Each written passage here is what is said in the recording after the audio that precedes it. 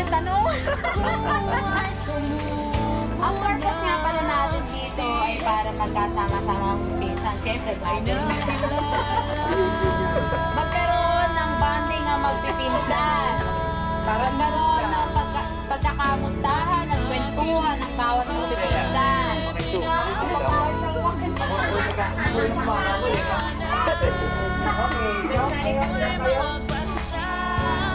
Ay, ang dami nila kayo on Eight kayo.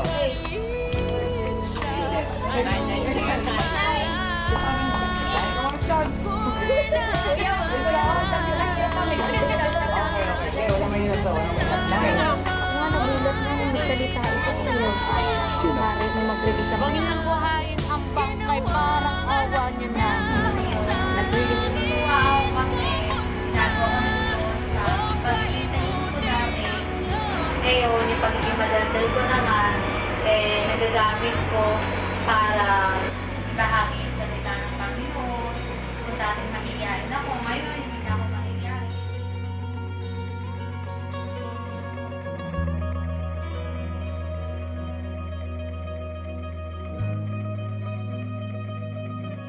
Ako yung madaling naglapitan ngayon na pwedeng sabihan ng mga problema at pwedeng share ng salita ng Panginoon.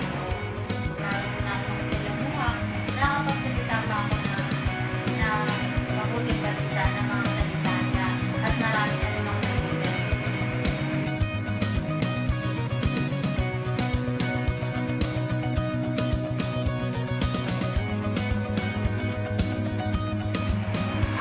Ngayon, nagpapasalamat po ako ngayon sa DATL kasi mula pagkabata hanggang ngayon sa paglaki ko, nakatapos ako ng pag-aaral at marami na rin ako ng trabaho.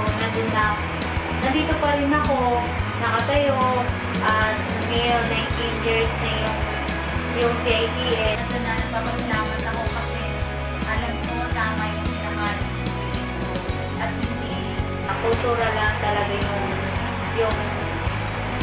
yung paano sa akin na magsisimba lang, gano'n. Pero ngayon, this time, natutuwa ako kasi ma-attend ako dahil alam ko yung feeling ng spirit sa akin gawa sa DATL. At papasalamat ako kasi naging part ako ng family namin.